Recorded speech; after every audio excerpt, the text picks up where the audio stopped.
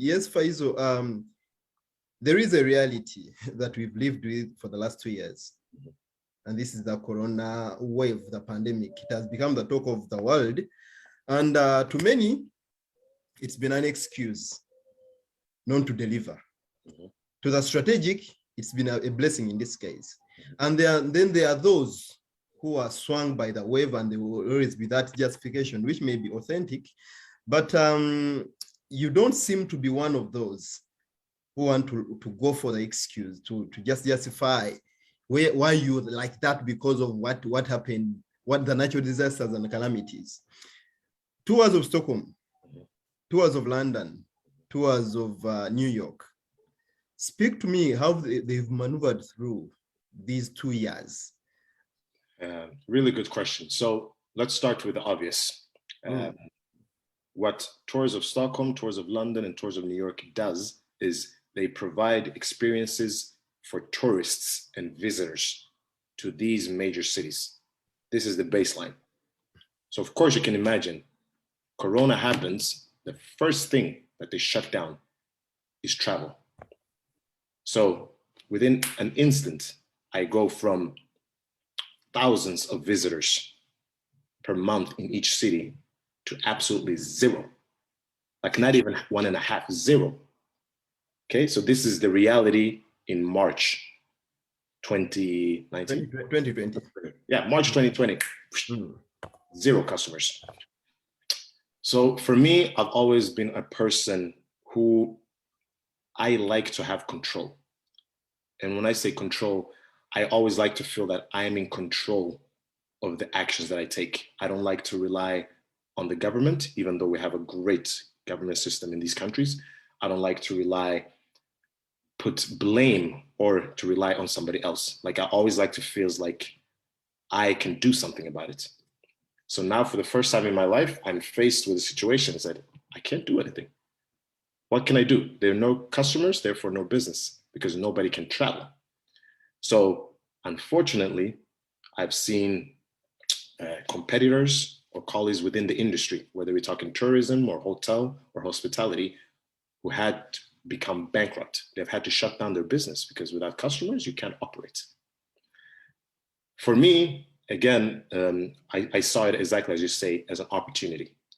I saw it as a challenge because I thrive on challenges. I said, okay, you're now for the first time since you started your business, you're faced with a major obstacle. What can you do now? And again, it's all about, you just turn it and look at it from the other side. And I said, okay, if not a single person can travel into a country, what does that mean? That nobody can also travel out of the country. So my businesses went from, I would say 98% relying on tourism, as in a foreigner coming to Stockholm to do a tour. All of a sudden during the pandemic, I said, oh, what are Swedish people doing while they're in Sweden? Since they can't travel to Greece or to Italy, what are they going to do with their time while they're here? What are Americans going to do since they can't leave New York? What are the Brits going to do since they can't leave the UK? So of course, just by realigning your viewpoint and maybe readjusting some of your offerings, all of a sudden this word staycation became the trendiest word ever, because you have the time, you can't travel, you have to stay in the country. So I said, okay, let me see what Tours of Stockholm can do for someone living in Stockholm. Let's see what Tours of London can do for somebody who lives in London. And thanks for that, to that little switch in mindset, I have been lucky enough to survive the 2 years of Corona. And not only that, to thrive and to find new streams of expression, I guess I would say. Okay, yes, Faisal, yes, you made it clear that you believe in grabbing opportunities, and there was this question echoing in your minds that what can the Swedish people do? What can Americans do? The fact that they can't travel. So what was that exactly you found out what they could do? So before the pandemic, everything that we offered on these tours were very curious. Yeah, maybe just to cast a light to you, our viewer who has just joined. With us, we have Faizal Lutamaguzi. He's the founder of Tours of Stockholm, the award-winning company in 2019. The award was the best environmental innovator of the year. And he also doubles as the founder of 2 other companies in the same branch, that is Tours of London and Tours of New York. He's the man, and he's casting a light of how he maneuvers through the corona pandemic wave, as many businesses went on their knees, others closed, but others even doubled their profits. So speak to us about exactly what that you did during that time. Well, yes. So I like to I read a lot of newspapers, especially when you always look at it from a historical perspective. And one thing that struck me early on in the corona was that while a lot of the industries, especially the ones I operate in, tourism, hospitality, were down on their knees, there are other industries who are thriving, right? Grocery stores. Yeah, sure. Check up any grocery store during the pandemic, they've had record sales. You can check out the housing market in any city you live in. And to me, I said, initially, this doesn't make sense to me mathematically. People are losing their jobs. People can't go to work, yet the housing market is going up. People have more and more money to buy houses. How does this use, right?